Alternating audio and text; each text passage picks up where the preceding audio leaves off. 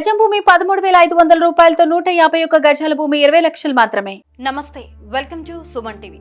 చూసేందుకు చిన్న దారమే అయినా దానికి పదును ఎక్కువ. నైలాన్ మాటున నైసుగా కాటు వేసి చిటికెలో ప్రాణాలు తీసేస్తుంది. మాయదారి మాంజాకు మరొక నిండు ప్రాణం బలైపోయింది. గాలిపటం ఎగరవేసే మాంజాదారం మెడకు చుట్టుకోవడంతో ఓ కానిస్టేబుల్ దుర్మరణం చెందాడు. ముంబైలోని వెస్టర్న్ ఎక్స్ప్రెస్ హైవేపై ఆదివారం రాత్రి ఈ విషాద ఘటన చోటు చేసుకుంది.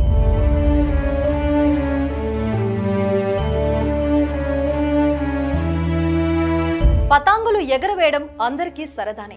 చిన్న పెద్ద అనే తేడా లేకుండా పతాంగులు ఎగరవేస్తారు. సంక్రాంతి సీజన్ లో ఈ కైట్స్ సందడి మరింత ఎక్కువగా ఉంటుంది. కానీ ఆ పతంగులకు ఉపయోగించే చైనా మాంజా దారంతోనే అసలు సమస్య. పక్షులకు ప్రాణగండంగా మారిన ఈ మాంజా మనుషుల పాలిట కూడా శాపంగా మారుతుంది. సమీర్ జాదవ్ అనే కానిస్టేబుల్ దిన్ దోషి పోలీస్ స్టేషన్ లో విధులు నిర్వహిస్తున్నారు. ఆదివారం రాత్రి డ్యూటీ ముగించుకుని బయలుదేరారు. అయితే కాసేపు ఆగితే ఇంటికి చేరుకునేవారు. కానీ ఇంతలోనే ఊహించిన విధంగా మృత్యువు కాటేసింది. కొంతమంది ఎగరవేసిన గాలిపటంతో ఆయన ప్రాణాలు పోయాయి.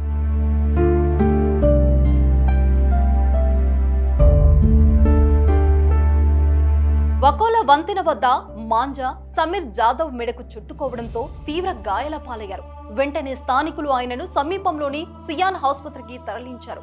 కానీ అప్పటికే ఆయన మృతి చెందినట్లు వైద్యులు ప్రకటించారు. కుటుంబ పెద్ద ప్రాణాలు కోల్పోవడంతో ఆ ఇంటి వారికి తీరని శోకం మిగిలింది. మాంజా యమ డేంజర్. ప్లాస్టిక్ పదార్థంతో తయారయ్యే దారం కావడంతో గట్టిగా పదునుగా ఉంటుంది. దీని కారణంగా ఇప్పటికి ఎన్నో ప్రమాదాలు జరిగాయి. అయినా దీని వాడకం తగ్గట్లేదు. పతంగులు ఎగరవేయడానికి మాంజా దారాన్ని వాడుతున్నారు. మాంజా చుట్టుకొని మనుషులతో పాటు పక్షులు గాయపడడం, ప్రాణాలు కోల్పోవడం జరుగుతుంది. విద్యుత్, ట్రాఫిక్ కు తీవ్ర ఇబ్బందికరంగా మారుతున్నాయి.